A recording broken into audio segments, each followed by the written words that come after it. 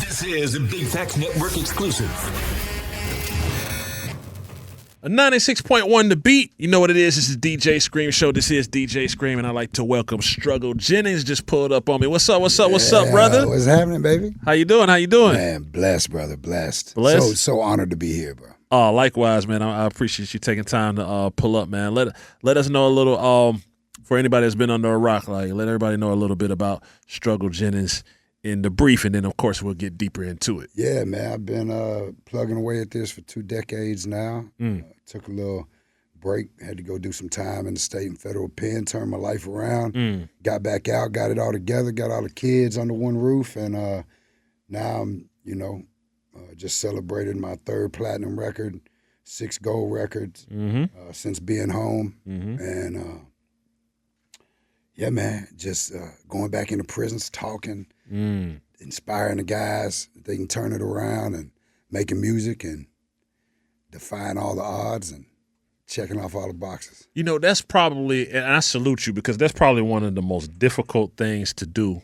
I've had homies come home from bids and, to jump back into any type of creativity, to jump back in the world, period, is not an easy thing to do because the world, it's kind of like you're at a standstill while everything is moving, then you have to get out and catch up, if that makes sense. 100%. I tell people all the time, it was way harder for me coming home than it was going in, right? Like when I got into prison, it was almost a sense of relief.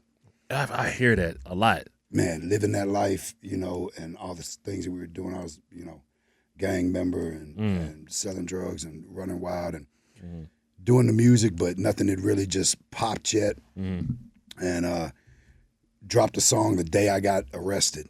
I was fighting a case federally down here recording in Atlanta and ended up getting picked up on a 2nd indictment, went away for 5 years and I had dropped a record the day I got locked up, so watching it catching fire while I'm sitting in there. No, that weird on your mental. At the mental. same time, I'm watching the mother of my kids crash, get addicted to heroin, kids drugged through the trap houses, ended up in foster care, lost the mother of my kids to an overdose.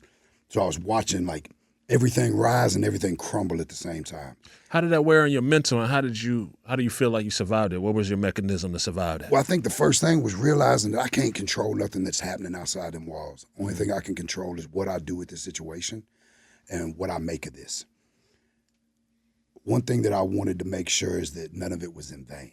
Watching what my kids was going through, losing all my homies to gang violence or, robberies or long-term prison sentences, DUIs, whatever it be. If I didn't take all that tragedy and trauma and all the stuff that we've been through and all the bad decisions I made and turn it into something great, it was in vain. And so I feel like I'm doing everybody a justice by just never giving up. So I buckled down while I was in there, man. I took every class. I lost 150 pounds. I was a big old fat boy. And got my mind right, got out, got custody of all my kids, got them out of foster care. Of course, I was blessed to have best friends like Jelly Roll and Yellow Wolf that were starting to rise, as I was coming home. So they were preaching the gospel that I was back. And me and Jelly did 4 albums together before he took off out of the stratosphere, right? And yeah, no, man. I got to bookmark real quick, man. Jelly Roll is just the coolest human being. He's always just cool. It don't matter how big or whatever the case is. Yeah. People say that about me per se, but like he's the level like I like one day I'm gonna tell a true story. I just DM'd him to see if he'll hit back. I really don't want nothing. I'm like, yo. He's like, yo. Yeah. Whoa, bro, you were just on like Good Morning America. Like, don't reply to me. You know what I'm saying? Don't be humble though, Scream. Yeah. Like me and Jelly been rocking with you for a long time. So. And likewise. So how is that triumphant feeling of knowing that does it feel like since you overcame that you can overcome anything? Oh, for sure.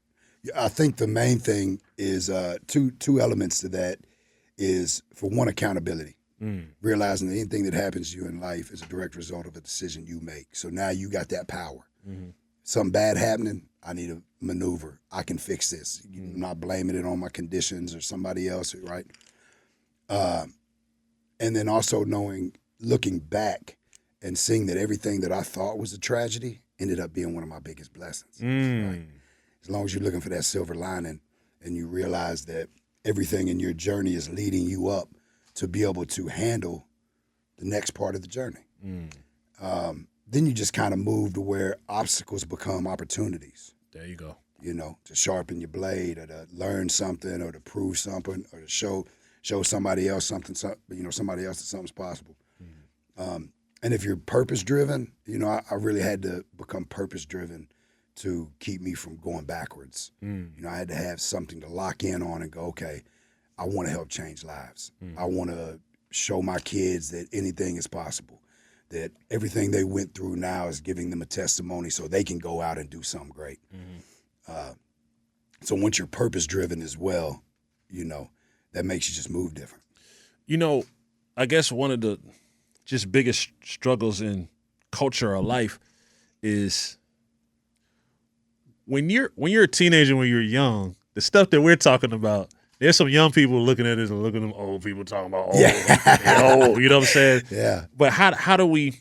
What I want the brothers and sisters to do is survive and live to get to life. Yeah. Because honestly, I could say I don't know if my life even started till I was like 35. For sure. You know what I'm saying? Like, For sure. Like life at 21, 22 years old is just a blur. Yeah. But you, in your mindset at that time, like you almost think you're invincible, so you do a lot of dumb. Just keep it real. You do a lot of dumb shit. 100%. Because you think that you're invincible. What is the formula for that we can put into our youth? Because I actually, through our foundation, like I went and talked to kids, like underprivileged kids, and they're like, if I make 23, I did it. Yeah. I'm cool with 23. Like, yeah, you know, I like to tell them, look, live your life. You're going to make all I can do is give you a little bit of game of what those mistakes that you're going to make, how they affected me. If you can, think about the long game. Right. Because there's some things you can't reverse. But what's the key to living, staying alive? Man, making the best decisions you can. I mean, I don't even know, because I've had homies that were doing good, just got out of college, walked out of a club and got hit by a stray bullet. So I think it's just gratitude, man, and living every day, you know, as it's a blessing. You know, if you're really living in gratitude, you're like, you know what, I'm blessed to be here. If maybe looking at somebody that they know that was 14 or 15 when they got killed, and say this young guy is 16, 17. Look, bro, you've already made it past that. Be grateful for that. Find something that makes you feel like you're blessed every day to have another shot at it. Because then you're going to move a little bit different, right? Because for a long time, I didn't. My daddy died at 29. He was murdered when I was 10. He was 29 years old. And so I didn't think I'd ever make it to see 30. And like growing up, the mindset when you're younger, you don't even see. We didn't think we'd make it to see 18. Exactly. You know, we used to do that whole thing. And you're gonna make it. You know, just keep pushing and try not to throw it all away too soon. For real. Yeah, I was just talking to somebody. I was like, it's crazy how like in your 20s you're looking at 30 like, man, I'm about to be 30. That's right. Now I'm looking like, bro, I can't wait till I get to 50. I'm gonna have that great right. No, that's what I'm on now. You know, like, I'm gonna be all gray. It's gonna be out, no dye. I made it. You know what I'm saying? Like, I guess as you just grow, man. Somebody told me something. I was a bit temperamental, so somebody told me something. One of my homies, when I was like late 20s, there was a situation, and he was like, "You know what you care about today, you're not even gonna care about in 2 years. Man. What you feel is like important or respect or disrespect or whatever, in 2 years is gonna be like whatever. So you need to get to that point, because you go to that point." And now, honestly, in my mid 40s, I don't say I care about nothing, but I really don't care about that. Nothing can really get me off my game. Like, I don't care. As long as you put your hands on me, I don't care. Yeah, it's got to be physical at this point. Exactly. You say whatever, like, you can't make me one. You ain't going to whoop me out here. So right. But, yeah, I mean, because I was like that. I was hot-headed. Yeah. You know, the wrong word or the wrong look or something, I'm flying off the handle. And, none of that shit really matters or means anything. That's a good thing that I would tell them. Is like, man, what you think is important today, it ain't going to mean 10 nothing. years, you ain't going to care nothing about that. 2-3 years. Yeah. You ain't going to care nothing about that. You know what I'm saying? If there was a movie to describe your journey, what's the closest movie to? I don't know, man. I feel like my life makes Get Rich or Die Trying look like a Disney film. What? Wow. No, shout out to 50. I don't want What no up, beef. Fifth? I love Fifth. Yeah. He's the ultimate. Yeah. I don't know, man. Somewhere between Menace to Society and a Bronx Tale. Like, like I don't know. I got a crazy life and an incredible testimony, and God let me see this far, and I'm getting to share it. And we've been documenting for like 20 years. They've been following me around with a camera, so we got a mean documentary coming from when I was still in the streets and catching my cases. Same camera picked me up from prison. That's hard. Years later, so we'll be showing it. Talk a little bit about linking back up with Street Flavor Records. Yeah, man. So, I've been doing this a long time, and had some really big rap records. In 21, God We Need You Now hit #1 on Billboard and completely independent. Kept that whole album, Troubadour, Troubled Souls, it took off and was doing incredible. But, I was like the first one to really mix country and rap. In the early 2000s, I started sampling the country records, and everybody thought I was crazy and said it'd never work. And at the time, I was signed to a label that was like pushing me to be the white Rick Ross, because the life I was living. But I always had the dream of blending those two genres, the storytelling in them. And so I had kind of moved into this country space just, as I was getting older and with Jelly's success. And, a lot of people were in my ear like, man, if you want country to take you serious, you got to kind of maybe not do a rap album for a couple of years and really focus on the country. But it was pulling at my soul, you know what I mean? And I was on tour with Brantley Gilbert last year, and he was like, Struggle, he was like, you can't forget to dance with the girl that brought you to the party. He was like, them rap fans need you, bro. And I was like, no, I'm gonna. He's like, do it sooner than later. And it wasn't a short time after that, I'm down in Florida with seeing old friend Sonny Paradise, and he had his big Street Flavor Records sign on the wall. And I was looking at it, I was like, man, that was such an era, bro. Like he brought that rap to Nashville in '91 and signed Pistol and Cool Daddy Fresh and Boogie and Haystack. And so like being from Nashville, even though I was big UGK, 8-Ball MJG, No Limit, Tupac, that was kind of my era. But all the local rap from there was all Street Flavor. He was the only rap label in Nashville. So I saw that big sign. I was like, man, bro, that sign brings back so many memories. And we kind of had a little moment of silence and looked at each other. I was like, you want to do this one more time? Yeah. Have a little run. Yeah. So we did this EP.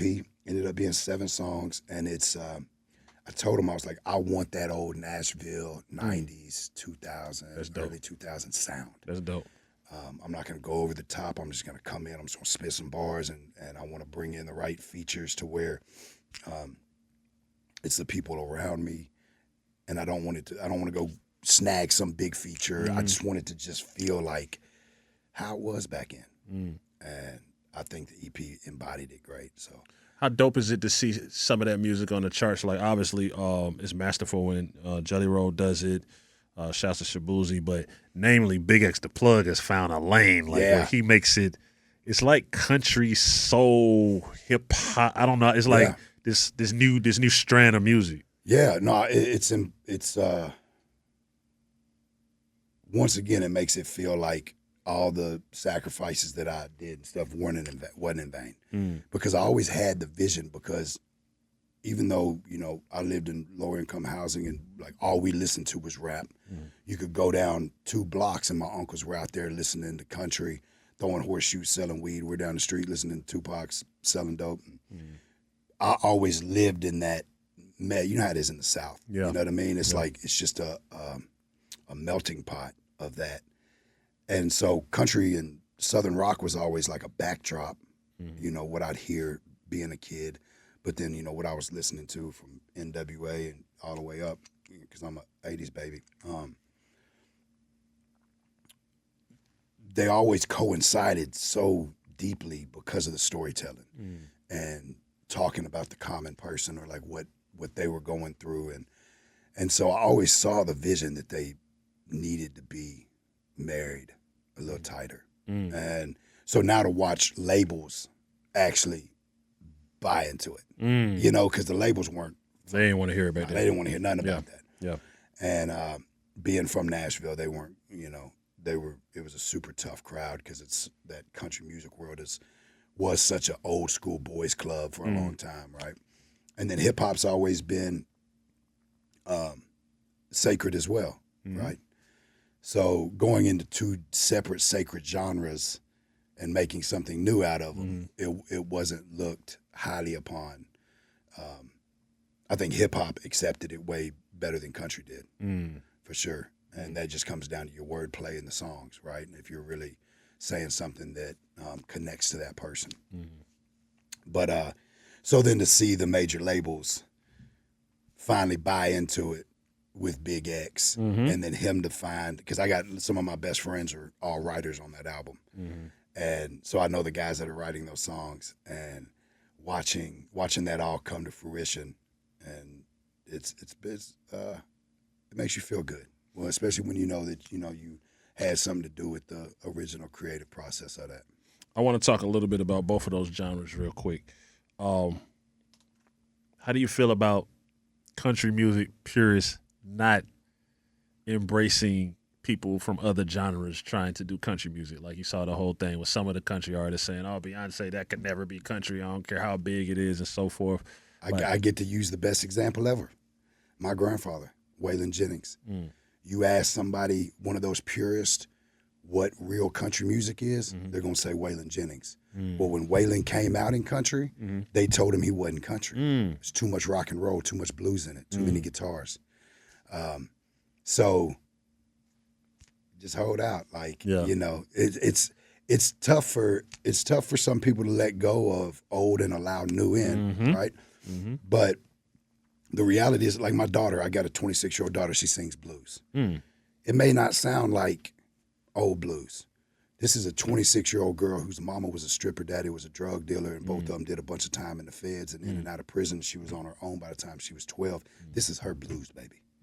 You know what I mean? This is her story, and it may not be traditional blues, but it's blues. And I think that's, you know, for any artist that's diving into another genre, do what you want, man. That's why, like, I've turned down more record deals than I'll ever get offered again, because I'm not going to sit in somebody's box. I'm not going to ever stop rapping. I'm not going to ever stop doing country. I'm not going to quit blending them. If tomorrow I want to go do a East Coast rap album, I'm going to do it. Do it. It's crazy. If I want to go do a Texas country record, I'm going to go do it. Art. Like, it's art, man, and it's what you're feeling. And as long as you're not just trying to catch a wave, and it's not you. Beyonce's from Texas, and I know a lot of people get mad about that. My buddy Charlie Crockett, he stood up for her, and I love Charlie to death. My Uncle Shooter just produced his album. They're up for some Grammys. I'm excited for it. But Charlie took up for her and caught hell by that Gavin Adcock pussy. But whatever. Yeah, man, do what you do. If it's real to you, I mean, she's from Texas. Like, you can't tell me that girl didn't have some country in her. And to be honest, you know, listen, sometimes people try to jump in other genres and it just don't sound good. Yeah. But when I heard it, I'm like, this sounds good. Yeah. Just keeping it real. Even if you come from being a pop star or whatever you are and you want to rap, if it sound good, it sound good. Good music sounds good. It's not about the label of the music. No, for sure. And I mean, if I was worried about what the purists said, I would have gave up a long time ago. Because they do me the same way. They're like, you know, what would Waylon think? Well, you don't even know Waylon. You know what I mean? Like, Waylon loved to listen. He used to ask me to rap for him. You know what I mean? Like,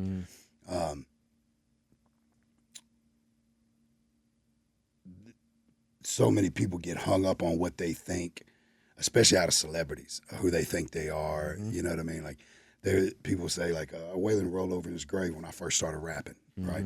And I'm like, bro, like, you didn't know the man. You just know what you think. But, and I used to always say, well, if Waylon would have been born in 1980, he probably would have been a rapper. You know what I mean? Like, straight up. So, yeah. One last question, man. We talked about country. As a hip-hop enthusiast, what is hip hop missing to you? The biggest thing. Substance. Yeah, and I think especially with like all this AI and like all this other stuff that's happening right now, man, it's oversaturated for sure, right? Because they're just pumping out songs. But I miss just the old storytelling and the real clever writing. Mm-hmm. You know, that's what I dove in this last year in the country, writing songs, because you get the chance to like get those clever punchlines that make people go, ooh, you know. Yeah. And that's missing from. I don't want to say it's missing because there's some rappers out there that are snapping. That's doing it, yeah, for sure.